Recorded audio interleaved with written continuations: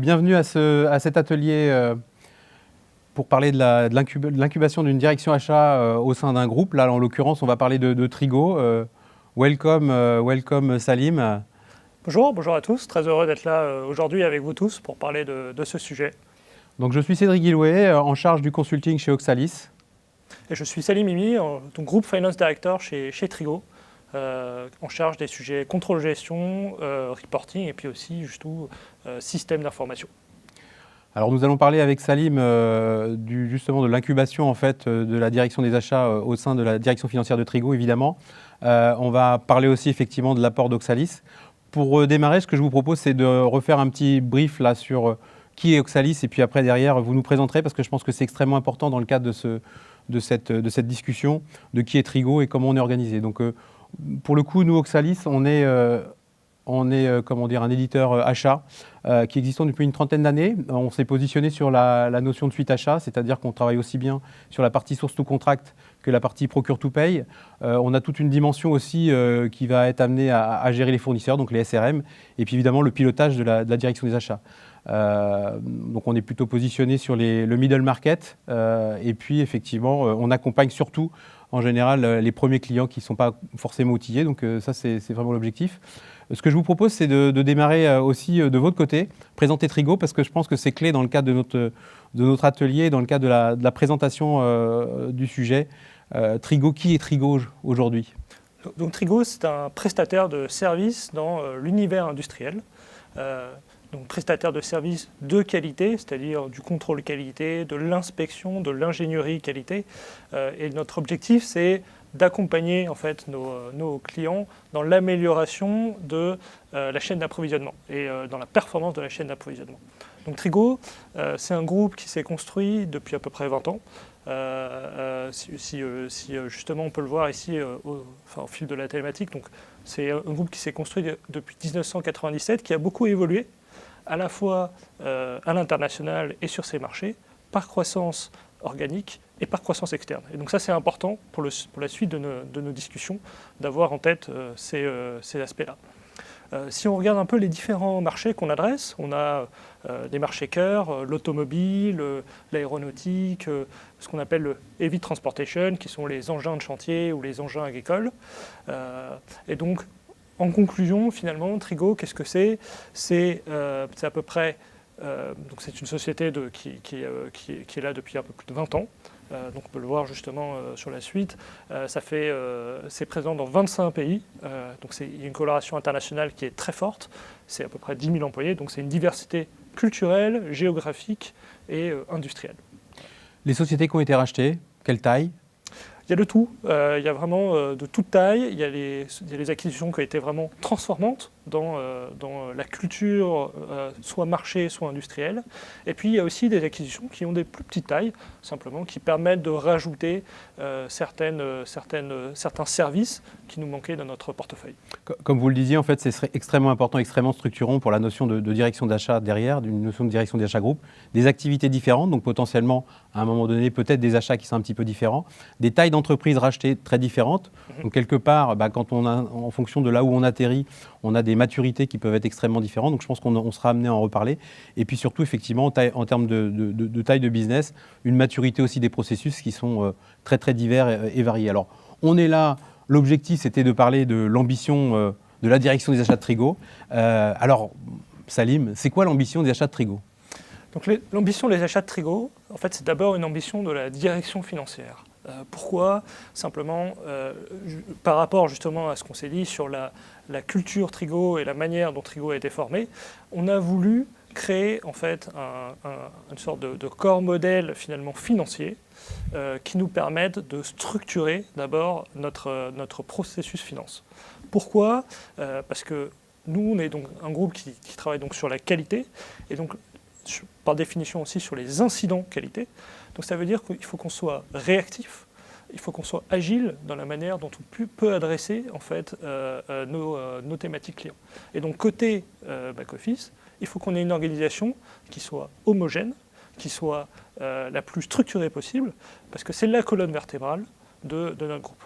Et donc par rapport à ça, aujourd'hui, le constat, c'était qu'il y avait une diversité des outils, une université des processus et des méthodologies à travers les pays, à travers les marchés. Et donc on s'est dit, pourquoi ne pas construire une architecture, en fait, finance d'abord, qui permette d'avoir une structuration de ce back-office-là, et ensuite de regarder s'il était intéressant ou non d'intégrer d'autres processus, dont le processus achat.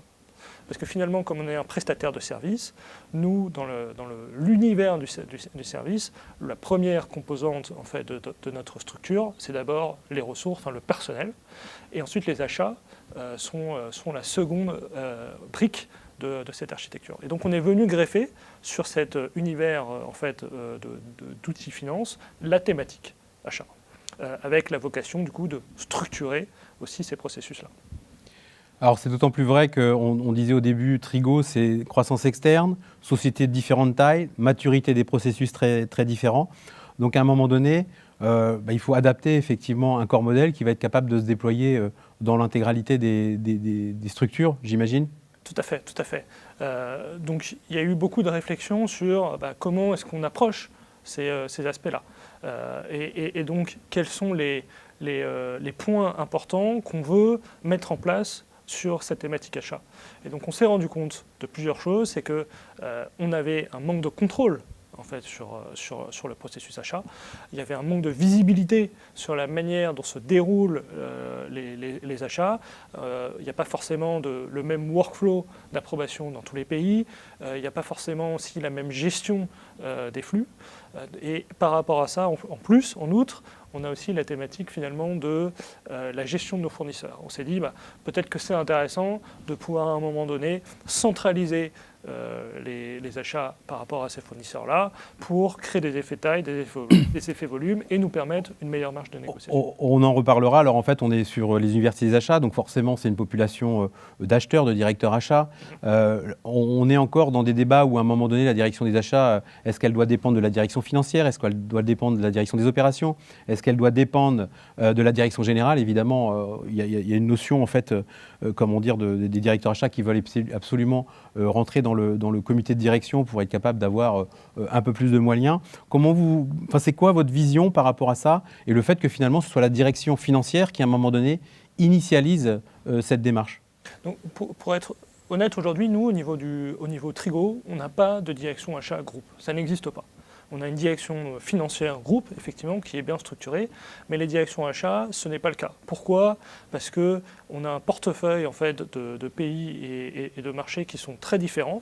Parfois, la fonction achat, c'est simplement une personne qui, parmi ses responsabilités, s'occupe des achats. Donc il y a vraiment une diversité par rapport à ça. Et donc pour nous, l'idée la plus naturelle, en fait, c'était de imbriquer le processus achat via justement la transformation de la direction financière pour en faire ensuite quelque chose qui puisse aller vers justement une meilleure harmonisation, un meilleur contrôle et plus de fluidité dans les processus. On va en parler d'ailleurs après par rapport au projet finance, mais c'est vrai que nous aujourd'hui, quand on est amené à intervenir pour les directions achats, en général, historiquement, il y avait souvent le procure to pay, en fait, toute la notion d'engagement, celle que vous avez intégrée dans le cadre de votre stratégie. Parfois, effectivement, quand les directions achats sont plutôt positionnées au niveau de la direction des générales, ils vont réussir à faire investir sur la partie source to contract, qui sont mes fournisseurs, comment je les gère, comment je les onboard, comment éventuellement je consulte, comment je contractualise. Donc là, il y a tout un volet. Et ces derniers temps, il y a toute cette notion de compliance aussi qui est importante, qui est arrivée. Donc en fait, ce qu'on dit aujourd'hui, c'est que c'est vraiment une vision d'abord finance, intégration des engagements, suivi, harmonisation des processus. Et puis effectivement, après, dans un second temps, on va voir, on va en parler un peu plus tard. Parce que finalement, l'ambition des achats chez Trigo, c'est quoi? Donc effectivement, quelle est l'ambition des achats? Donc, on l'a un peu dit un peu avant, mais c'est vraiment renforcer le contrôle, avoir une meilleure visibilité sur justement les différents éléments du processus, créer des workflows et donc définir finalement un corps modèle qui va permettre justement qui va permettre d'adresser en fait ces aspects-là. Et donc à partir de ça, une fois qu'on a défini un peu ce corps modèle achat, l'idée c'était de en fait proposer une certaine aussi flexibilité au pays. Donc ça, pour nous, c'était important d'avoir en fait une sorte de modèle qui a été établi et défini au niveau du groupe, qu'on puisse implémenter dans nos différents pays pour accompagner justement les différentes structures, et ensuite de permettre un certain degré éventuel de flexibilité par rapport à ça, pour intégrer des problématiques locales, pour intégrer aussi des besoins locaux. Parce que le point finalement global, c'est que chez Trigo, comme on est sur un marché où il y a besoin d'urgence et de réactivité, il faut qu'on puisse adresser les besoins partout dans le monde. Donc Trigo, c'est 25 pays, mais c'est aussi plus de 400 localisations. Donc on peut avoir des besoins achats qui sont à des endroits différents dans le monde. Et donc ce qu'on a voulu apporter, c'est un outil qui permette justement de gérer ce flux-là, peu importe où se passent les prestations de services, et qui permettent de sourcer les produits au plus près des différents acteurs. Oui, ça veut dire, parce qu'on parle de direction achat groupe, ça ne veut pas dire centralisation des achats? Non, tout à fait. Ça ne veut pas dire centralisation. Alors on peut imaginer qu'il y ait quand même des achats à un moment donné qui sont communs un petit peu à tout le monde, avec des grands acteurs internationaux. Ça, j'imagine que demain, et ce n'est pas encore le cas, parce qu'on est vraiment en train de démarrer cette dynamique avec un corps modèle à déployer, pas seulement outils d'ailleurs, mais de manière générale organisationnelle. Mais néanmoins, l'idée, c'est de prendre en compte que vous êtes multicellulaire, on va dire, oui. Multipolaire, avec des marchés à adresser qui sont complètement différents. Et du coup, quand on avait préparé effectivement cet atelier, il y avait une notion de réactivité face à la demande. Et cette réactivité-là, parce qu'il y a évidemment des produits, mais il y a aussi beaucoup de people, quelque part, elle est au plus près du terrain. Tout à fait, tout à fait. On n'est pas sur un temps long comme on peut l'avoir peut-être dans certaines industries ou certaines sociétés. On est vraiment dans l'urgence. Donc effectivement, il y a certains besoins qui peuvent être anticipés, il est vrai. Et donc c'est là où ça fait sens éventuellement d'avoir une centralisation de certains processus, il est clair. Par contre, il faut qu'on puisse servir nos clients internes qui sont véritablement sur les sites de production de nos clients de manière immédiate, avec une qualité des produits, une efficacité et aussi un rapport qualité-prix. Et donc c'est important pour nous d'avoir cette proximité vis-à-vis des acteurs. Et donc ça, c'est un composant qui était important dans la démarche achat qu'on a eu chez Trigo. Comment concilier la possibilité d'avoir une structure qui soit homogène parmi les pays et en même temps la possibilité d'être proche de nos acteurs. Alors la problématique du corps modèle, c'est qu'à un moment donné, où est-ce qu'on va chercher le corps modèle? L'objectif d'un corps modèle, c'est d'être optimal, entre guillemets, pour pouvoir le déployer dans l'ensemble du groupe. Aujourd'hui, vous êtes parti d'une organisation qui est quand même existante. Donc un corps modèle qui est presque biaisé, puisqu'en fait, il est adapté au marché France. C'est vrai, c'est faux, en fait. Quand on a eu cette réflexion sur le processus achat qu'on intègre justement dans cette ERP Trigo, on s'est posé la question de que faire? Est-ce qu'on part de zéro pour redéfinir entièrement tous les processus, ou bien est-ce qu'on regarde ce qu'il existe dans notre portefeuille de filiales pour essayer de construire un corps modèle? Et en fait, on s'est rendu compte qu'il y avait certaines filiales, dont par exemple la France, dans laquelle il y avait une organisation achat avec une direction achat, directeur des achats, un outil déjà en place et des méthodologies et des process. Voilà. Donc on s'est dit, mais pourquoi repartir de zéro et ne pas construire quelque chose à partir de l'existant? Et notre modèle, ça a été justement Trigo France. Donc on a regardé ce qui avait été fait chez Trigo France pour essayer de construire à partir de ça un corps modèle pour le reste du groupe. Donc ça, c'est un axe évidemment que l'on peut partager à l'ensemble des interlocuteurs qui nous écoutent. C'est-à-dire qu'on part d'une organisation achat pays, ou en tout cas d'une zone, qui est plutôt plus mature que les autres, on va dire, parce que j'imagine que quand elle est choisie, elle n'est pas choisie par hasard, même si je pense que Trigo est au départ un groupe un peu français, donc il y a ça. Mais en même temps, à partir du moment où on vient de la France sur un groupe qui est peut-être un peu historiquement français, il peut y avoir des réticences, notamment sur des pays qui le seraient un peu plus. D'où ce que je comprends, l'idée c'est de dire comment on est capable d'arriver avec un corps modèle, mais en même temps d'être capable de l'adapter au pays que l'on va être amené. Alors soit effectivement peu mature, donc quelque part on emmène sa maturité, ou soit éventuellement des pays qui seraient peut-être plus matures, et dans ces cas-là leur permettre d'intégrer des particularités du pays, voire en faire bénéficier l'ensemble du groupe. Donc revenir aussi quelque part, peut-être demain, la direction des achats France va récupérer quelque chose de l'Espagne, des États-Unis ou de l'Asie, parce qu'effectivement, on s'apercevra que c'est intéressant. Donc on voit bien la stratégie en termes d'organisation, de corps modèle. Alors, on parle souvent de corps modèle SI, mais là, en fait, on parle même d'un corps modèle d'organisation quelque part. Mais au bout du bout, vous avez quand même choisi de travailler en fait autour d'une solution. Donc, la réflexion finalement du SI qui s'appuie sur des solutions pour accompagner cette transformation. C'est vrai. Pourquoi le SI c'est important parce que en fait, dans cette transformation, si on veut avoir des processus qui sont homogènes, il faut le même outil. Voilà, c'est la base de la transformation de la fonction finance et du coup des achats. Pour nous, ça passait par la digitalisation des processus et donc la mise en place d'un système d'information qui permettrait le contrôle, la visibilité et un meilleur et éventuellement justement de la construction à venir peut-être d'une direction achat groupe. Donc du coup, le choix de la solution achat, alors on va voir comment elle s'intègre dans toute la stratégie de la direction financière de s'outiller. Mais finalement, du coup, c'était naturel de se dire on va s'appuyer sur l'outil qui est déjà en France, puisqu'Oxalis était effectivement à ce moment-là déjà en France, plus grosse société du groupe en tout cas, et peut-être une des plus matures, on va dire. Et puis effectivement, déployer cette solution-là. Comment, une fois qu'on a choisi... Alors déjà, est-ce que c'est si évident que ça de choisir la solution? Je pense que c'est intéressant de revenir sur ça. Et puis après, comment ça s'intègre dans la stratégie plus globale de tout le corps modèle finance que vous êtes amené à déployer? Alors effectivement, le choix de la solution, ce n'était pas un choix naturel. Le choix de la solution que Trigo France utilisait n'était pas une solution naturelle. D'abord, on s'est dit, si on veut déployer un ERP finance, il y a des ERP sur le marché qui intègrent la partie achat. Voilà.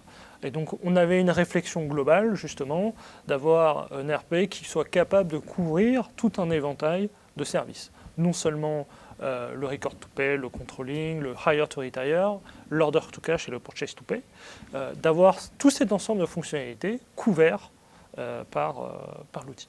Mais en fait, quand on regarde cet aspect-là, nous, Trigo, on est une société de taille intermédiaire. On n'est pas un grand groupe sur le marché. Alors, le problème, c'est qu'on a quand même une diversité de filiales, on a une présence différente dans différents types de marchés et d'industries, et donc il faut qu'on soit capable d'adresser des besoins qui sont quand même assez larges. Et donc sur le marché, finalement, vous avez des outils qui sont plus destinés en fait à des grands groupes, et donc si nous, Trigo, on se met à utiliser ces outils-là, en fait, on sera un peu pas les clients prioritaires de ces éditeurs de RP. Et donc pour nous, c'est un problème parce que du coup, dès lors qu'on va vouloir faire une évolution, dès lors qu'il va y avoir peut-être un souci de maintenance ou de support, on ne sera pas prioritaire dans la prise en compte de leur demande. Donc ça, c'est la réalité. Alors d'ailleurs, je rebondirai sur ça, c'est être le client cible de son fournisseur cible, c'est super important. Exactement. Et aussi la taille de l'entreprise, parce que vous vous dites, on n'est pas une si grosse société, vous êtes quand même une société internationale, vous avez quand même du monde, mais vous vous dites, aujourd'hui, moi, les gros ERP, je ne me sens pas être un client cible de ces gros ERP. C'est ça, en fait, qu'on... Exactement. Et donc, c'est là où on a une approche un peu différente, finalement, qui était de dire, regardons les différents process qu'on veut effectivement prendre en charge et peut-être qu'il faut se tourner vers des éditeurs de ERP qui sont peut-être des tier 2 ou des tier 3 du marché. Et donc, quand on a regardé ça, on s'est rendu compte que autant le processus finance était bien géré, la partie comptabilité, la partie reporting, c'est des choses qui sont vraiment standards. Autant la partie un peu plus annexe, en fait, que ce soit la paye, que ce soit justement le purchase to pay, ou pour nous, l'order to cash, puisqu'on est une société de service, donc le besoin en BFR, c'est vraiment important. Et donc on s'est rendu compte que ces solutions-là ne les adressaient pas de manière pertinente. Et c'est là où on s'est dit, dans ce cas-là, prenons le meilleur côté finance de ces ERP et ajoutons de manière externe des modules qu'on interface et qui sont capables justement de gérer ces problématiques de order to cash et de purchase to pay de manière peut-être plus ciblée, plus large et plus complète que l'outil intégré de ce ERP. Donc il y a d'abord eu un choix sur la partie comptable, Tout à Donc fait. je ne sais plus c'est quoi, c'est... C'est Hexaglobe, OK. tout à fait. Et puis derrière, donc il y a vraiment eu ce choix-là d'abord, et puis après c'était dire qu'est-ce qu'on met en plus. Exactement. Qu'est-ce qu'on intègre par rapport à ça? Et donc c'est là où on a une démarche un peu ouverte de regarder quels sont les éditeurs éventuels sur le marché. Et puis on s'est dit, attendons, en France, ils utilisent déjà une solution achat qui s'appelle Oxalis. Donc pourquoi ne pas regarder ce qui a été fait? Pourquoi cette solution a été choisie? Et si on est capable de la monter à l'international? Et donc, c'est de cette réflexion-là qu'est né le choix de rajouter un éditeur achat et de prendre une solution qui soit plus adaptée à notre taille, à nos besoins, et qui soit capable d'être diffusable à l'international. Donc, Oxalis, donc corps modèle, intégrer un corps modèle global. Il ne faut pas oublier, on est sur le corps modèle global de la finance qui veut se déployer dans les différents pays. Oui. Donc, il y a en termes d'évolution, du coup, on est dans une notion où en fait, on va récupérer au travers d'Oxalis un procure-to-pay, une capacité à aller déployer des contrats groupes, mais aussi de laisser la possibilité à chacun des acteurs de pouvoir avoir ses propres contrats locaux. Donc ça, c'est super important. De pouvoir gérer effectivement toute la traçabilité entre guillemets budgétaire, parce qu'on est bien sur une notion de gestion des engagements. Pour vous, de votre côté, de pouvoir récupérer l'ensemble de ces informations. Alors, ce n'est pas neutre, parce que quand on veut consolider, à un moment donné, il y a une notion de référentiel qui est super importante, je pense. Comment vous les construisez? Parce que vous allez partir d'Oxalis, et on part d'Oxalis France, donc un référentiel France. Comment, en fait, on va l'exporter dans les différents pays? Donc, dans les projets, justement, de déploiement d'outils systèmes financiers, on a souvent deux types d'approches qu'on peut voir. On a l'approche bottom-up, finalement, qui te dit laissons la liberté aux différents filiales ou aux différents membres du groupe de définir leur propre corps modèle et ensuite essayons de voir comment est-ce qu'on peut l'adapter. Et puis on a l'approche top-down qui te dit je définis au niveau du groupe ce que je souhaite avoir et je le déroule sur les différents pays. Notre approche, ça a été de dire regardons ce qui a été fait en France. Le modèle et notre business est similaire à ce qu'on a dans d'autres pays, donc on ne devrait pas trop avoir de problème pour déployer le même produit ailleurs. Mais chez Trio, on a toujours eu une volonté aussi de créer de l'adhésion par rapport aux différentes filiales, parce que pour nous, c'est important que les gens croient en ce qu'on leur apporte pour qu'ils puissent en tirer la meilleure valeur. Et donc pour ça, on s'est dit, prenons le corps modèle France, regardons s'il n'y a pas des briques supplémentaires qu'on aurait besoin pour adresser des besoins qui sont généralisés. Voilà, donc ça donne en fait un corps modèle groupe. Et à partir de là, peut-être qu'il y a encore des options qu'on peut prendre au niveau local qui pourraient intéresser, qui dépendent de la maturité du pays, de la structuration du pays, des problématiques locales qui pourraient les intéresser. Donc charge à eux ensuite de décider de les activer ou non. Et donc par rapport à ça, on se permet quelques ajustements du corps modèle selon les besoins, mais en essayant de garder vraiment une homogénéité dans les processus. Cette notion de corps modèle évolutif, parce que ce n'est pas forcément la solution entre guillemets la plus simple techniquement, par contre c'est la solution la plus pertinente pour justement accompagner le changement. Je pense que c'est vraiment important de pouvoir laisser la possibilité de faire évoluer ce corps modèle, mais ça signifie qu'au fur et à mesure que le corps modèle évolue, potentiellement ceux qui sont déjà passés sur le corps modèle historique, ils doivent pouvoir se reposer la question et se rechallenger, d'aller chercher et d'aller bénéficier finalement des évolutions que le nouveau pays veut avoir. Donc je pense que c'est vraiment intéressant. Donc il y a une notion d'auto-enrichissement entre guillemets du modèle, et au fur et à mesure qu'on déploie cette partie-là, ça permet effectivement d'enrichir le corps modèle pour les early adopteurs, on va dire, de la solution. Alors important, ça permet de bénéficier entre guillemets d'embarquer. En fait, on parlait de ça, c'est ça, c'est-à-dire je viens pas moi groupe et j'impose un process et un outil, je viens, je propose, je montre, j'explique quand même que c'est super intéressant parce qu'évidemment on a quand même l'expérience du passé, mais quelque part ça permet de structurer, je veux dire dans les notions de bénéfice, ça va structurer le processus achat clairement, évidemment. La notion de valorisation fournisseur, puisqu'à un moment donné vous allez avoir aussi bien des fournisseurs groupes que des fournisseurs locaux, mais chacun va pouvoir voir finalement chez qui achète l'autre. Donc je trouve qu'il y a une notion de benchmark qui va pouvoir se créer automatiquement. Donc je pense que ça c'est super important par rapport à un pays, quand on arrive dans un pays et puis dire finalement vous allez avoir les autres référentiels des autres pays, donc quelque part, vous allez pouvoir vous auto-challenger. Je pense qu'il y a une notion comme ça. Ça va permettre aussi très vite de voir s'il y a des notions de synergie groupe, je pense, parce que connaissant un petit peu le métier de Trigo, je me dis il y a quand même des acteurs internationaux sur ces sujets-là, donc c'est intéressant de les avoir en loupe et puis de voir finalement les conditions qui sont apportées là-dessus. Et puis du coup de pousser quelque part une offre fournisseur demain, alors parce que ce n'est pas encore le cas, mais en tout cas demain, eh ben, on peut imaginer que vous allez pouvoir sensibiliser certains pays avec des offres que vous aurez fait, et surtout partager ce référentiel. Je pense que c'est vraiment intéressant. Partager ce référentiel fournisseur, donc c'est des fournisseurs. C'est du coup une segmentation. Et quelque part, c'est un alignement sur une segmentation qui va vous permettre, vous, au niveau groupe, d'avoir une vision sur vos dépenses. Quelque part, cette vision sur les dépenses, c'est quelque chose qui est très important dans le cadre d'une direction achat. C'est-à-dire, où est-ce que je mets les pieds? C'est important d'avoir cette vision-là. Et quand on a des consolidations de dépenses de différents pays qui ne sont pas forcément sous une même segmentation, c'est pas toujours simple, je pense, de pouvoir le voir. Les freins, alors là, je vous laisserai en parler, mais les freins, justement, que vous pouvez avoir par rapport à ça, et ceux qu'on constate, parce que finalement, ce projet, il a démarré, on a du recul, mais on aura encore plus de recul dans 6 mois, dans 1 an et dans 2 ans, par rapport à la trajectoire que l'on va voir derrière. Je pense que les freins, donc, à partir du moment où on apporte de la structure vis-à-vis de nos pays, il y a forcément une certaine réticence qui peut naître, parce que du coup, on vient peut-être modifier la manière de travailler, on vient apporter un outil, et donc, comme je disais, en fait, on a un portefeuille de pays qui sont relativement hétérogènes. On a des cas où il n'y a pas du tout de direction achat, et donc les achats en fait sont traités un peu sur un fichier Excel tout simplement. Et puis on a des cas au contraire, on a des processus qui sont beaucoup plus robustes et beaucoup plus matures.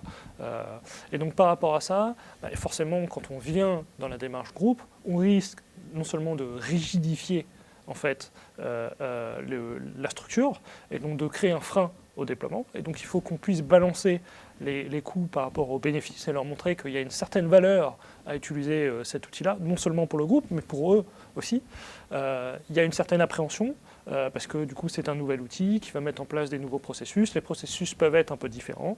Et donc il faut qu'on puisse temporiser en leur disant vous avez quand même une certaine flexibilité dans la manière de gérer l'outil.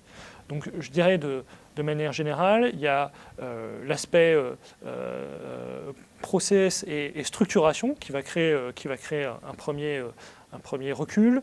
Il y a le fait que du coup on a un processus qui est au niveau du groupe, qui va peut-être prendre en compte effectivement les spécificités locales, mais pas l'intégralité, et qui va venir créer davantage peut-être de freins, ou qui va rajouter des niveaux de contrôle par rapport à ce qui n'existait pas avant. Et donc il faut pouvoir apporter des solutions ou montrer la valeur de l'outil et ce qu'ils peuvent en dégager eux-mêmes, et les éventuelles synergies ou efficiences qu'on peut dégager à travers le déploiement de cet outil. Donc, une fois qu'on a fait la démonstration, en tout cas qu'on a fait la promotion et la démonstration de ce que peut apporter l'outil, il y a quand même une réalité, c'est-à-dire que, toujours en revenant sur l'ADN de Trigo, des grandes structures mais des petites structures, ça veut dire qu'à un moment donné, il faut quand même avoir du relais en local pour pouvoir déployer ce type de projet. Tout à fait, tout à fait. Donc c'est important de créer de l'adhésion. Et c'est pour ça que pour nous, on est dans une démarche ouverte. En fait, on vient avec un outil et on leur propose cet outil. On leur dit, cet outil-là va vous permettre de faire un certain nombre de choses, de créer des synergies chez vos fournisseurs, de mettre du contrôle, d'avoir plus de visibilité, de structurer vos processus, d'être plus efficace, plus agile. Et donc, il peut répondre à vos besoins. On n'est pas dans une démarche où on impose, en fait, une démarche purement top-down. On essaye de prendre en compte les sensibilités locales pour créer justement cette adhésion-là.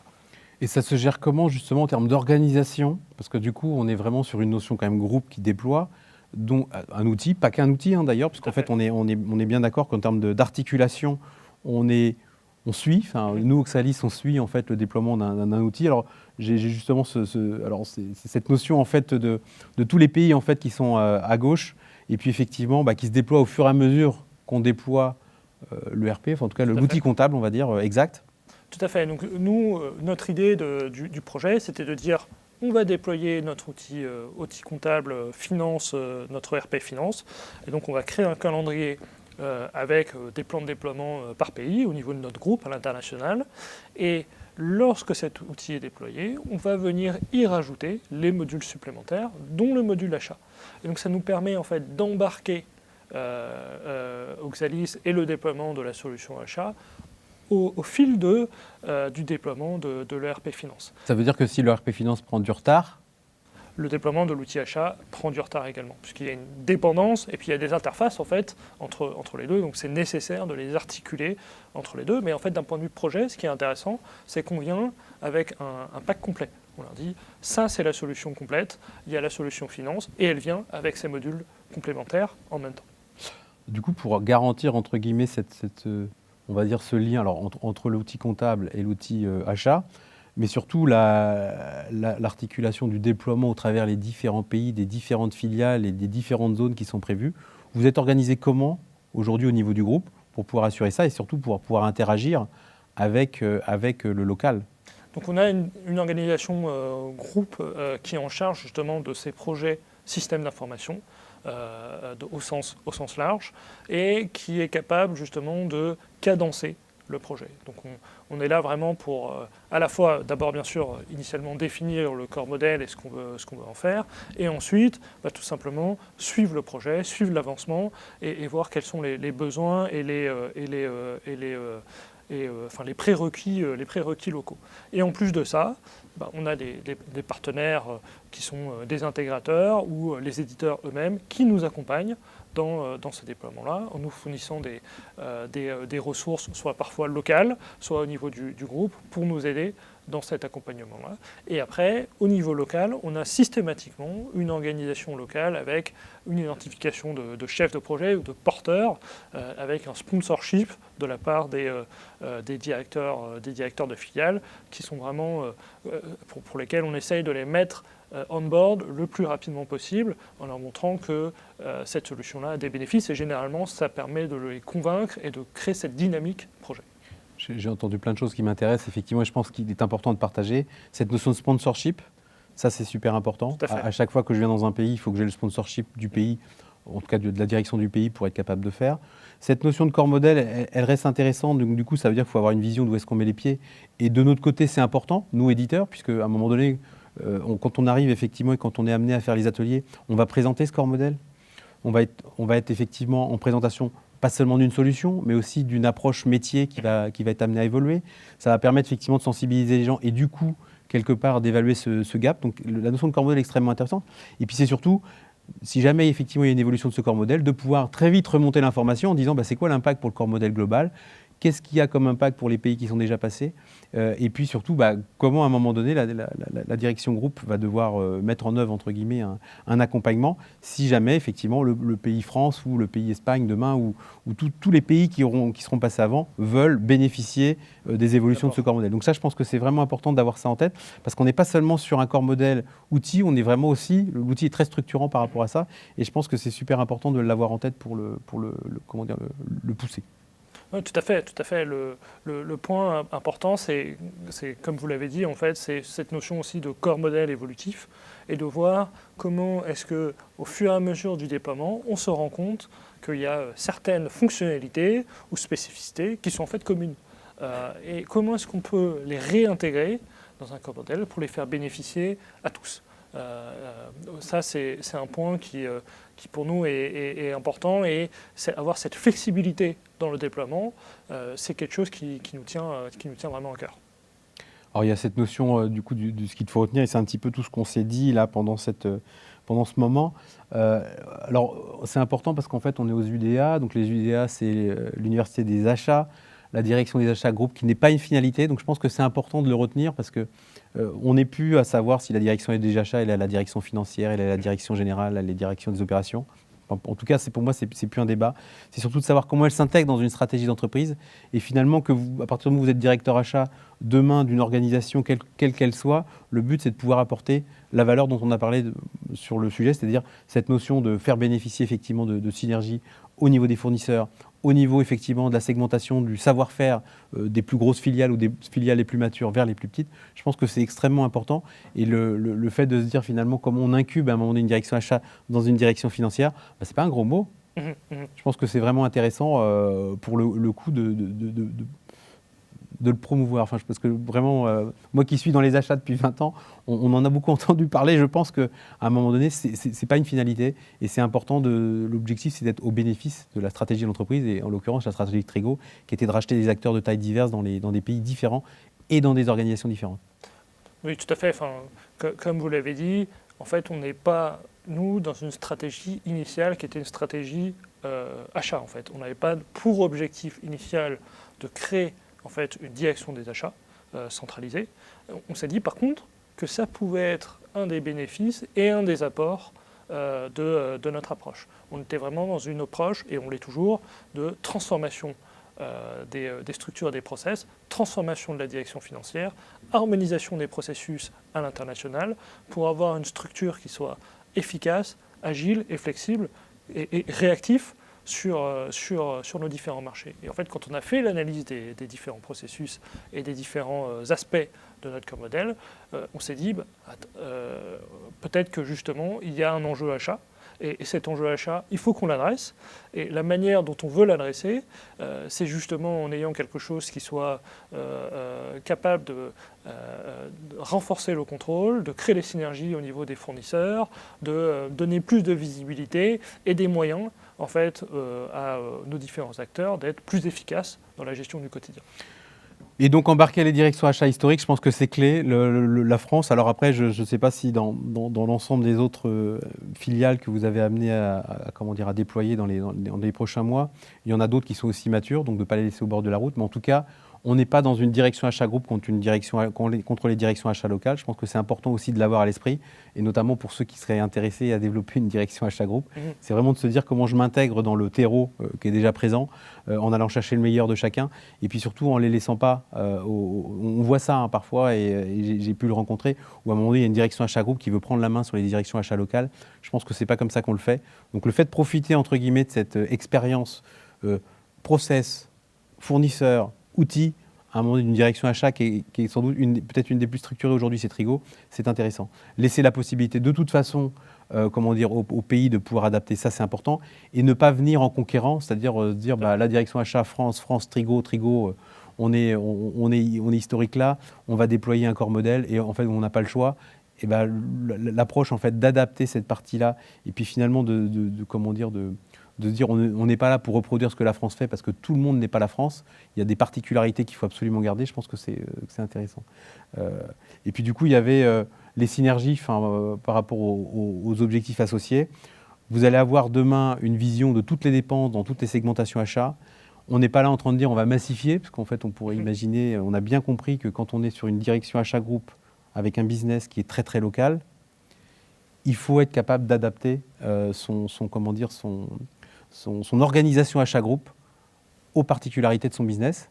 Donc si demain, effectivement, un Trigo, c'était que des produits internationaux, ça se saurait. En l'occurrence, ça, ce n'est pas le cas. Là, on a bien compris que la qualité, elle était vraiment, sur des problématiques beaucoup d'humaines, donc l'humain, c'est quand même assez localisé. Derrière, d'une réactivité par rapport au marché que vous allez chercher, où il faut être capable très vite de déployer des organisations, parce qu'il y a beaucoup de filiales, mais encore plus d'entités. Et ce n'est pas des grosses entités, en fait, mais par contre, il faut être capable d'aller les chercher. Donc, du coup, cette analyse de dépenses en fait, va permettre de se dire qu'est-ce qui est global, qu'est-ce qui ne l'est pas. Et là, vous allez pouvoir effectivement mettre en œuvre complètement une vision, une vraie stratégie achat groupe qui pourra effectivement être déployée. Tout à fait. Via le déploiement de cet outil, on va pouvoir avoir d'abord une intelligence sur nos processus d'achat, intelligence qu'on n'a pas aujourd'hui. On ne sait pas dire exactement combien ce qu'on achète, combien ça coûte et exactement à quel endroit, si ce n'est à consolider des briques par-ci par-là. Donc peut-être qu'en faisant cette analyse-là, on va dégager certaines familles achats qui pourraient être centralisées justement, et puis d'autres qui resteront localisées. Et puis par ailleurs, en mettant en place un outil générique finalement, on a peut-être aussi la possibilité de créer des plateformes de gestion des achats à des niveaux un peu plus centraux, peut-être au niveau d'une zone, d'une division, d'un marché, qui permettrait de répartir ensuite les besoins sur chacune des filiales et chacun de nos sites. Puisque dans la mesure où nous, Aujourd'hui, on a des organisations achats qui sont très, très variables et très hétérogènes, avec parfois justement pas vraiment de responsable achat. Peut-être que structurer ça va permettre aussi d'aider les filiales dans la capacité à répondre à leurs besoins. Je retiendrai de notre échange du coup par rapport à cette vision de corps modèle, le choix d'une solution comme Oxalis qui est effectivement à la bonne taille par rapport à votre besoin, le fameux client cible d'un fournisseur cible. Donc je pense que c'est important de pouvoir le remettre. Cette capacité effectivement à déployer un corps modèle et surtout d'adapter un corps modèle. Donc je pense que ça c'est un leitmotiv aussi dans le déploiement de la stratégie. Et puis surtout une vraie centralisation de l'administration au niveau du groupe. Notamment pour effectivement faciliter le déploiement de cette solution et adapter pour que le corps modèle ne parte pas dans tous les sens, enfin garder quand même une certaine rigueur au-delà de la prise en compte des besoins. Je ne sais pas si vous avez enfin pas en synthèse, mais en conclusion quelque part, les next steps, parce qu'en fait on a vu, on est à l'aube, un peu plus qu'à l'aube quand même, parce qu'on a quand même bien avancé maintenant. Mais par rapport à ce qui vous attend, est-ce que vous auriez un message à faire passer à nos auditeurs ou aux personnes en fait, qui regardent cet atelier? Nous, on considère, à juste titre, je pense, qu'il faut pouvoir créer vraiment l'adhésion en fait, des utilisateurs d'un outil pour capitaliser sur toutes les possibilités et toutes les synergies que dégage un outil. C'est important de créer de l'adhésion parmi les utilisateurs futurs de cet outil. Donc la manière de faire, souvent, c'est de les associer dans la définition du corps modèle. Ce qu'on a essayé de faire, justement, en créant ce corps modèle à partir de la France, et en se disant, ce corps modèle-là est ensuite réplicable à l'international. Donc le premier message, c'est justement de bien impliquer les futurs utilisateurs dans la définition du corps modèle.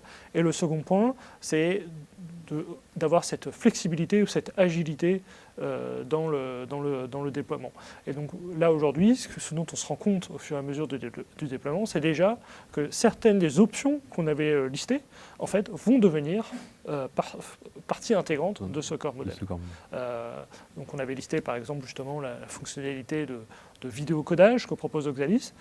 Pour nous, ça, c'est quelque chose qui est en train de devenir un enjeu corps modèle, parce qu'on se rend compte que finalement, il y a quand même des besoins internationaux de industrialiser le processus d'enregistrement des factures et de comptabilisation et de rapprochement vis-à-vis des bons de commande. Et donc ça, c'est quelque chose qui n'était pas forcément naturel et inné au début, mais qu'on a vu en fait, au fur et à mesure de l'analyse et du déploiement du système. Et même si la mode en ce moment, c'est de parler de la facture électronique qui va arriver en France, on n'est encore qu'en France. Il y en a certains pays qui sont très en avance là-dessus, mais il y a encore d'autres pays où en fait, on aura encore de la facture à traiter. Et merci beaucoup. Ce que je vous propose, c'est qu'en fait, on écoute les questions de nos auditeurs et puis qu'on puisse y répondre tout de suite. Voilà. Merci. Merci.